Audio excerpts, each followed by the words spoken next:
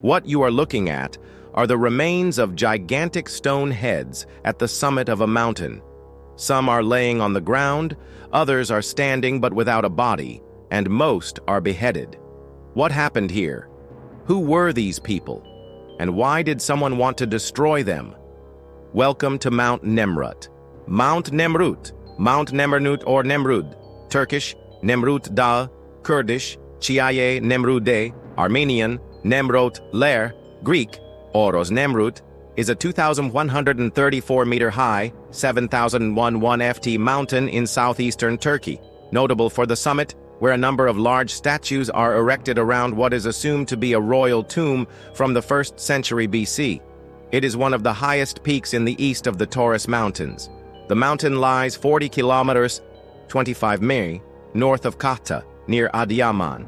In 62 BC, King Antiochus I of Commagene built on the mountaintop a tomb sanctuary flanked by huge statues 8 to 9 meter high, 26-30 ft of himself, 2 lions, 2 eagles, and various composite Greek and Iranian gods, such as Heracles-Artagnes-Ares, Zeus-Oromasdes, and Apollo-Mithras-Helios-Hermes. When constructing this pantheon, Antiochus drew heavily from Parthian and Armenian traditions in order to reinvigorate the religion of his ancestral dynasty. The statues were once seated with names of each god inscribed on them. At some point, the heads of the statues were removed from their bodies, and they are now scattered throughout the site. The pattern of damage to the heads, notably to noses, suggests that they were deliberately damaged as a result of iconoclasm. The statues have not been restored to their original places. The site also preserves stone slabs with bas-relief figures that are thought to have formed a large frieze. The statues appear to have Greek-style faces, but Persian clothing and hairstyling. The Lion with the Stars. The Western Terrace contains a large slab with a lion showing an arrangement of stars and the planets Jupiter, Mercury, and Mars. The composition was taken to be a chart of the sky on 7th July 62nd BCE. This may be an indication of when construction began on this monument. The eastern portion is well preserved, being composed of several layers of rock, and a path following the base of the mountain is evidence of a walled passageway linking the eastern and western terraces. Possible uses for this site are thought to have included religious ceremonies, owing to the astronomical and religious nature of the monument. The arrangement of such statues is known by the term Hierotheseion. Similar arrangements have been found at Arsamea on Nymphaeus at the Hierotheseion of Antiochus's father, Mithridates III Callinicus.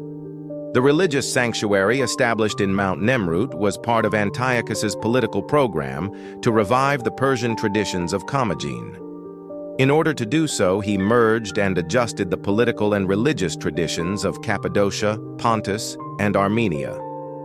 Following the practice of the Mithridatic rulers of Pontus, Antiochus stressed his descent from the Achaemenids and Seleucids and also claimed the royal legacy of Armenia. One of the essential parts of this identity was the then newly established Greco-Iranian pantheon, which was worshipped at specific sanctuaries in Commagene. The site was excavated in 1881 by Carl Sester Hapadi, a German engineer assessing transport routes for the Ottomans. After her first visit in 1947, Teresa Goel dedicated her life to the site, starting campaigns in 1954. Subsequent excavations have failed to reveal the tomb of Antiochus. This is nevertheless still believed to be the site of his burial. The statues, all of them beheaded, have not been restored to their original condition. The earliest sources on Commagene come from the 1st century AD, although it was under Antiochus I that the kingdom reached its peak, thanks to his efforts to promote trade along the routes between India and the Mediterranean. His successor, Antipater, continued the policy and the prosperity, although the region suffered greatly during the Syrian civil war of 129 to 125 BC. The last kings of Commagene were the slaves of Rome, but always retained autonomy in religious matters. It was only in 72 BC that the Roman general Pompey annexed the kingdom, ending Commagene's independence and incorporating its territory into Syria province. Antiochus II's tomb, which likely lies on the summit of Mount Nemrut, was probably built in the mid-1st century BC. It is believed that the remains of Antiochus and his wife, Queen Iotapa, who died in 64 BC, were brought here from the original royal capital at Sam-al, although this has never been proven. It is presumed that the intention was to transform Nemrut into a new capital, but this was abandoned after Rome's annexation of the kingdom in 72 BC. The sanctuaries on the mountain were created in imitation of those built by the kings of Armenia and the Persians, and there is some debate about how the statues should be interpreted. While they obviously represent gods, the issue is whether they show Antiochus as a god, deified, or simply in the form of gods. If they are considered divine, then this indicates the deification of Antiochus I and his queen. The location of the sanctuaries on a mountain summit, a common feature of the religious practices of the Armenians and the Persians, is also a further indication of the influence of these cultures on Antiochus's mind. He was known to have visited Armenia and possibly India, both locations very important in the creation of his persona and image as king. The site, together with the royal necropolis of the first kings of Commagene at Adıyaman, was added to the UNESCO World Heritage List in 1987. The heads of the statues were removed sometime after the Roman period, though it is uncertain exactly when.